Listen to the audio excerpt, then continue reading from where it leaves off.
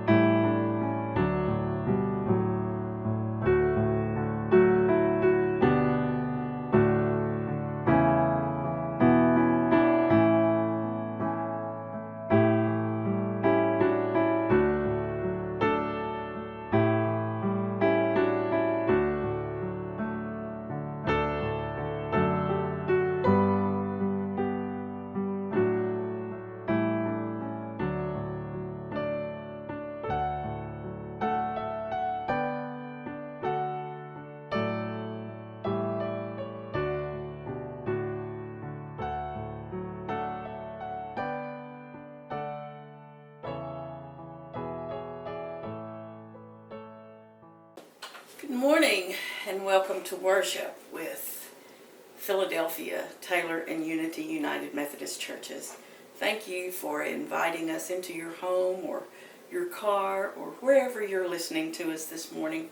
And thank you so much for joining us to worship our Lord and our Savior. So let's bow our heads now and prepare our hearts to worship. Heavenly Father, we come before you today, thankful for the many blessings that you have bestowed upon us since the last time we were together. We praise you, Lord, for being the mighty and awesome God that you are and for the love that you have for each and every one of us. We thank you for your Son, Jesus, and we thank you for this way that we can come together to share your word. Be with us now as we worship today, Father, and prepare our hearts to hear the words that you have prepared for us today. We pause now and we lift up our families and pray that you protect them, guide and direct them. Lord, if there is anything in their lives or in the lives of those who are listening that needs your divine guidance and judgment, Lord, I pray that you place that on their hearts now and in the coming days.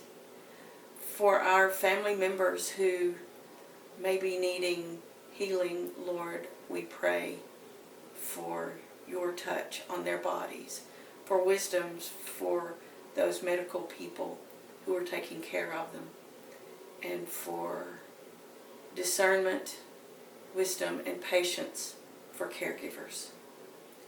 We thank you, Lord, so much. We have so much to be thankful for. And we lift our country up to you, Lord, and pray that the divisiveness that is in it right now, Lord, I pray that our country turns toward you and that the peace that can only come through you is poured out upon your land. These things we ask in Jesus' holy name as we pray the prayer he taught us to pray, saying, Our Father, which art in heaven, hallowed be thy name. Thy kingdom come, thy will be done, on earth as it is in heaven. Give us this day our daily bread, and forgive us our trespasses, as we forgive those who trespass against us. And lead us not into temptation, but deliver us from evil. For thine is the kingdom, and the power, and the glory forever. Amen.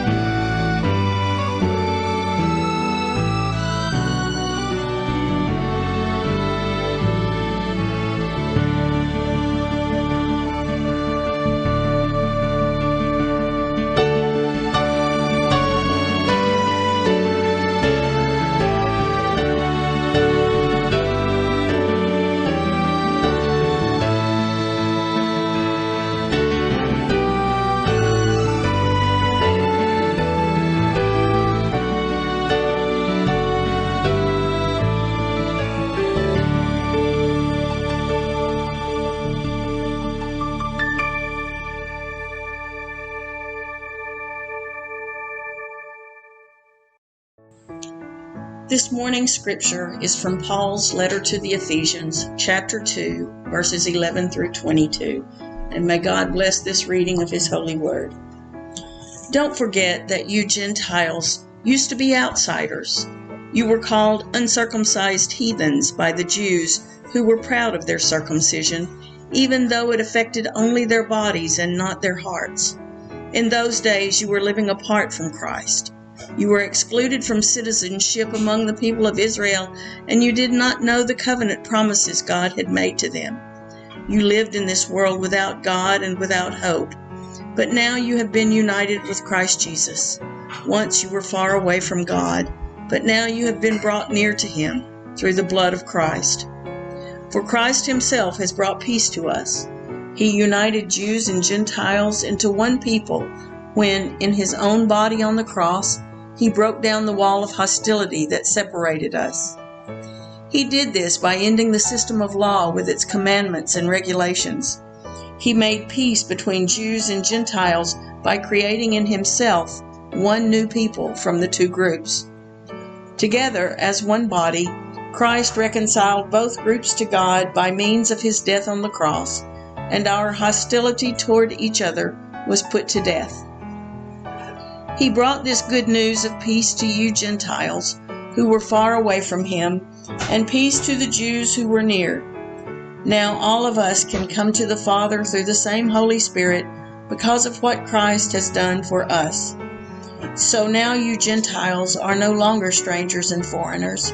You are citizens along with all of God's holy people. You are members of God's family. Together we are His house, built on the foundation of the apostles and the prophets, and the cornerstone is Christ Jesus Himself.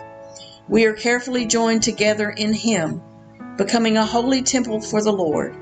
Through Him, you Gentiles are also being made part of this dwelling where God lives by His Spirit. This is the word of God for the people of God. Thanks be to God. Let us pray. May the words of my mouth and the meditations of my heart be acceptable in your sight, O Lord, my rock and my redeemer. Fill each of us with your Holy Spirit, and may only your words be heard and lifted up today. In Jesus' holy name I pray. Amen. On June 12, 1987, President Ronald Reagan stood in front of the Brandenburg Gate and made what has been called the most memorable speech of the 20th century. And in that speech, he stood before the Berlin Wall, the Brandenburg Gate. This city that had been erected in 1961, I think, to separate East and West Germany and dividing a city right down the middle. For more than 25 years, this wall had stood for the Cold War that existed between the Soviet Union and the countries of the West. And in an address to the Soviet leader, Mikhail Gorbachev, Ronald Reagan gave this famous statement: "Mr. Gorbachev, tear down this wall." That wall had stood for 25 years, more actually, as a remnant of the Cold War that symbolized the ideas that kept people, nations, and cities from interacting.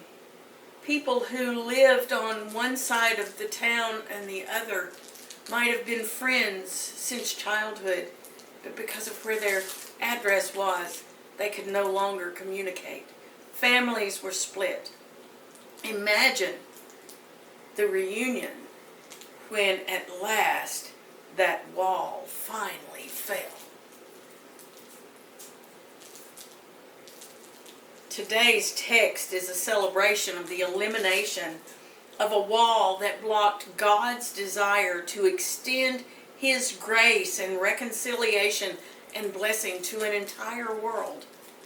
The big question in the early days of the Christian movement was understanding just exactly where the Gospels fit into the gospel message. How far did a Gentile convert actually have to go in order to be a Christian, in order to be a Christ follower?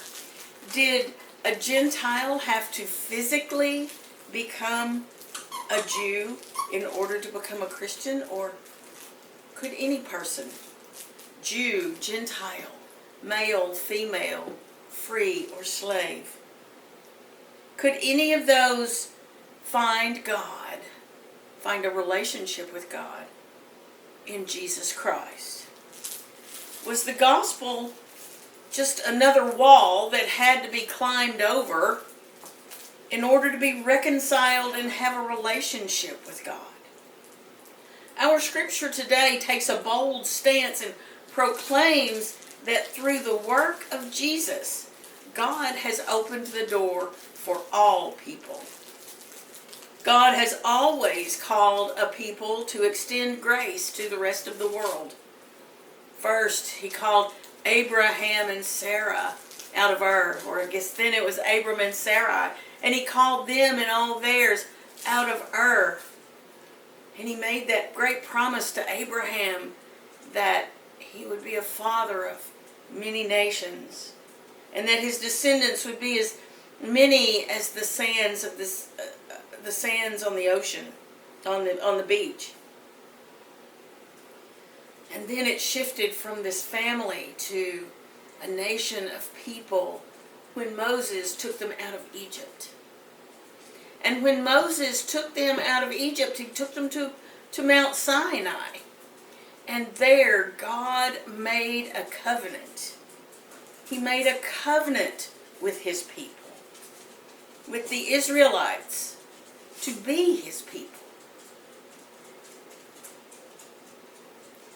God set them apart to be His people in the world. Now, part of this agreement included authoritative instructions, which is the Mosaic Law and the Torah. And that set aside a very specific way that the Jewish communities were to be organized. And they had to be organized this way so that they would be recognized as God's holy people. Well, by the time of Jesus, these instructions had created a divided world. They had been so defined and split by man that you were either for or against it. You see, the world then was divided into Jews and Gentiles. You were either God's chosen people or you weren't. They were divided over belief in Israel's God for sure, but they were also divided by dietary laws and particular behavior laws, and specifically the practice of circumcision. Even those Gentiles who were interested in Israel's religion and were really felt like they were called by God, they weren't always willing to embrace Israel's regulations, the dietary laws, and especially the physical law. In our text, Paul declares that this former division is now past. In Ephesians 2:15 through 16 from this morning's text, Christ made peace between Jews and Gentiles by creating in Himself one new people from the two groups. Together as one body, Christ reconciled both groups to God by means of His death on the cross. And our hostility toward each other was put to death. Our hostility toward each other was put to death. God sent Jesus, and it was through Jesus' life, His death, and His resurrection that those ancient laws were fulfilled and the categories were abolished. In Jesus, there isn't an insider or outsider. There is no east or west. People are neither far or near. They just are in Christ. Jesus made peace through his actions to create a new humanity that transcended the old categories. Saying that Jesus came to make us a human in a new way captures a key piece of Jesus' good news that is often missed. An essential core of what it means to be a human involves community and relationships. In fact, God created women and men for authentic community with himself. That's why he created Adam and Eve. He created Adam. And then he realized that Adam needed a helpmate. And he created Eve. And together they walked in community together. And they walked in community with God. And that's what God wants for us. He wants us to be in community with himself and one another. And Jesus' death made that possible. Paul's language in terms of his understanding of Jesus' death is revealing. He talks about making peace and bringing reconciliation.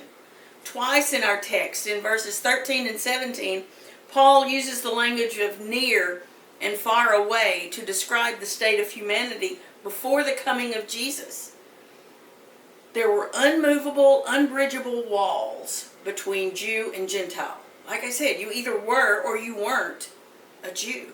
And these could not be crossed. There were other walls in the ancient world as well. There was male and female, slave and free, rich and poor, clean and unclean.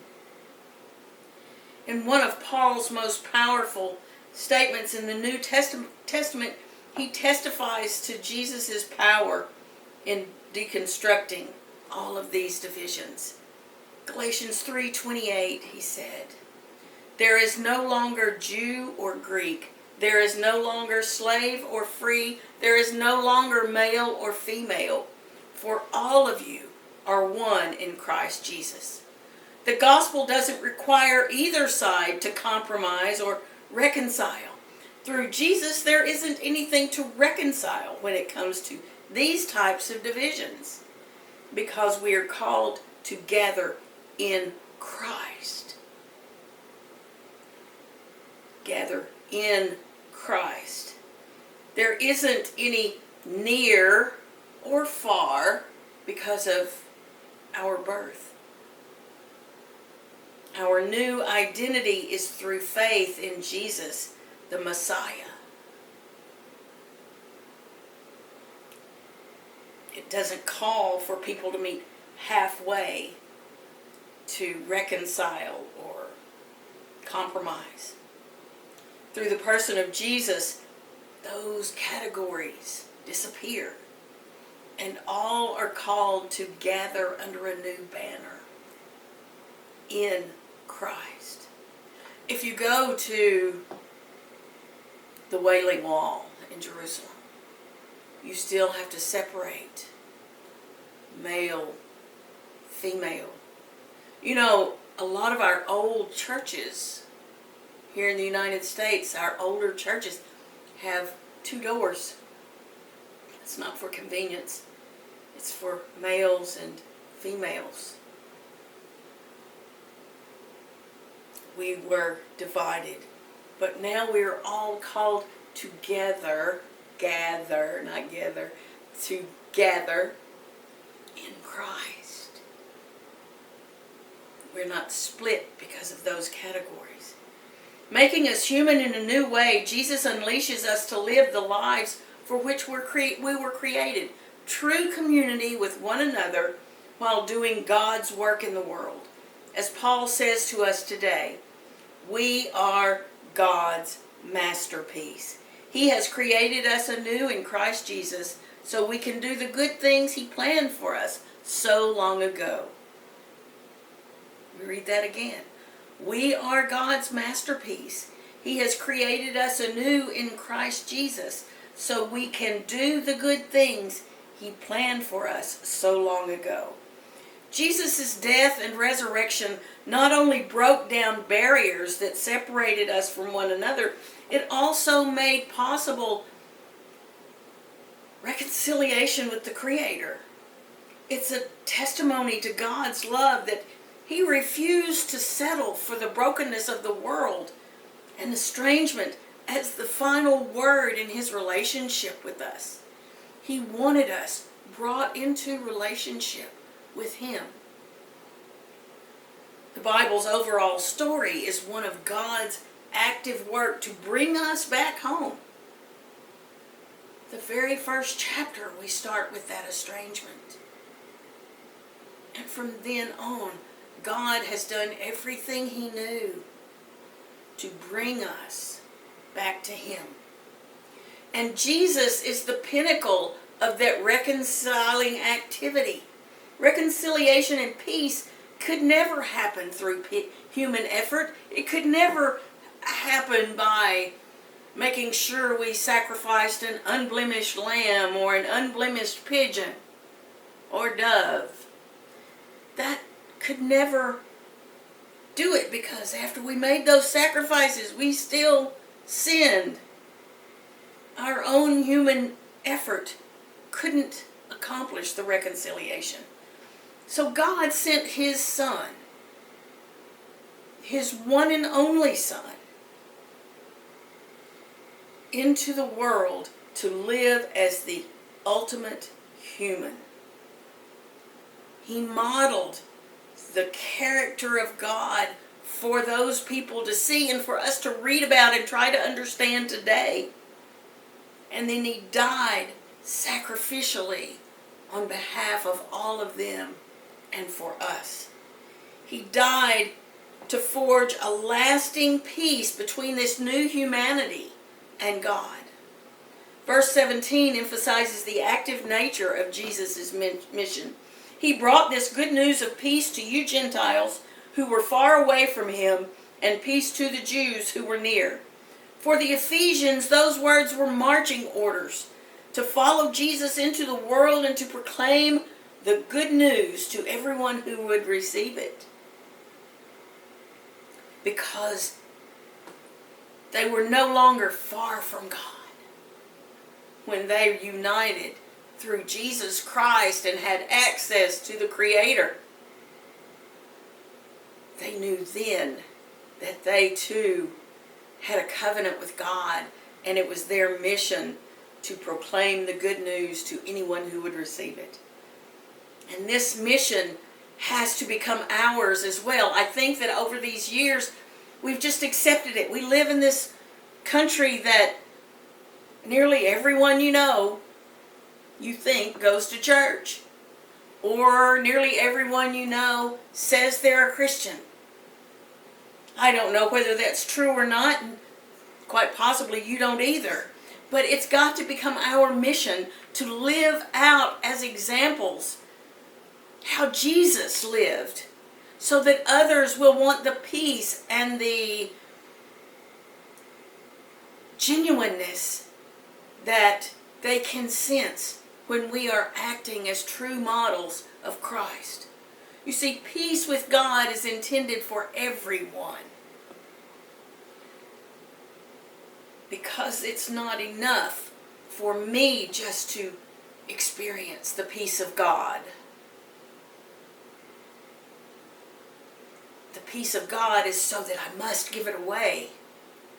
And that's what I hope this message is calling you to do. To feel something burning inside your soul that makes you feel like you must go out and be Christ in a hurting world. Robert Frost wrote the line, "Good fences make good neighbors," in his poem Mending Wall. He put these words in the mouth of the narrator's neighbor, justifying a stone wall that they had put up separating their fields. Today, the church is declining in numbers and influence in the culture. It really frightens me because it seems so much now that culture is determining the way the church is going rather than the church determining the way that our culture must be moving. And our culture is moving away from God. We mustn't move away from God in order to pursue them. Jesus' life, death, and resurrection have torn down the walls that separate and enslave humanity. We can't build up walls around our churches. We've got to go out. We've got to influence the world rather than the world changing the church. Jesus' life was about movement for the advancement of God's mission to extend grace and blessing to all nations. To be true to Jesus' life and to live in light of his death and resurrection, we must realign our priorities to recapture the mission at the center of the Christ-following movement. Jesus' earliest followers immediately became witnesses to the truth and the power of the gospel. After his resurrection, Jesus unleashed his followers to take the gospel message to everyone, near and far. Their work literally changed the course of history, and we can too. So, what's stopping us? How do we make sure that the walls that separated us stay down? What practices divide Christ followers from those who need the gospel? What practices of Christ followers divide us from those who need the gospel?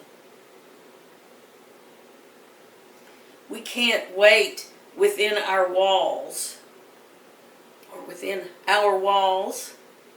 for them to come.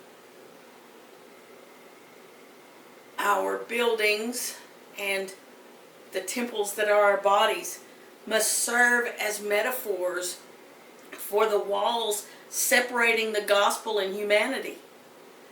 Jesus consistently modeled movement. He encountered men and women where they were. He went to wells. He encountered women hauling water, women tending sheep, women being about to be stoned. He encountered people eating meals, working in fields, and just traveling along the roads. Our text today is an invitation to realign our lives with the gospel's priorities and work to build with Jesus a new humanity shaped and aligned with God's mission. I think a question that we must answer as we close this message today is, who is my mission? Who in my life appears to be standing outside the reach of God's grace? And what am I willing to do to tear down the wall that would make that person feel there is no wall? You see, Jesus took it to the cross. What will we, his followers, do in our day?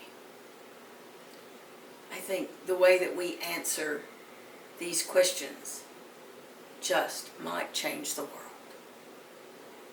In Jesus' name, amen.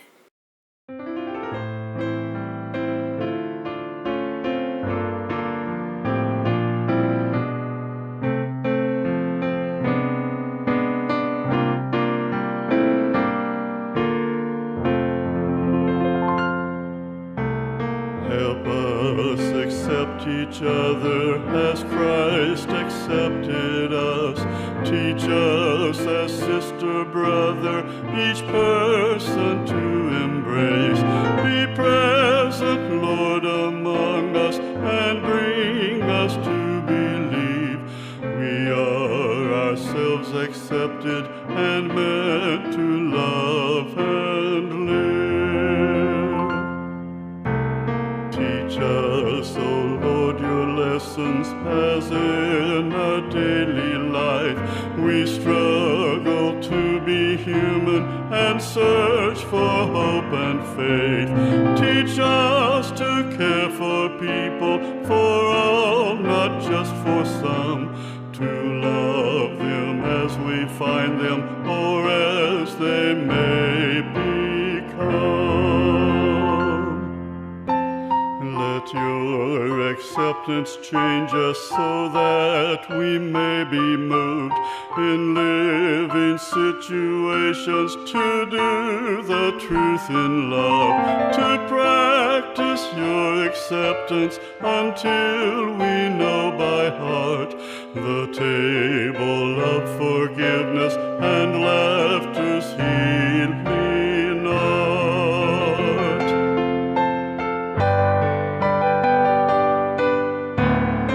Lord, for today's encounters with all who are in need, who hunger for acceptance, for righteousness and bread, we need new eyes for seeing, new hands for holding on.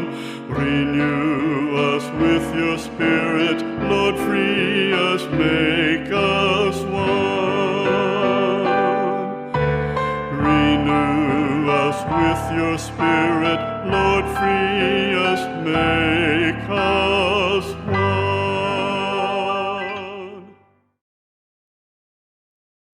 Would you receive this benediction? O God, who longs to continue in us the work begun in Jesus, let us who have been reconciled by Christ become reconcilers for Christ. Let us who have found peace in God's house to make peace in God's world. In the name of God the Father, God the Son, God the Holy Spirit.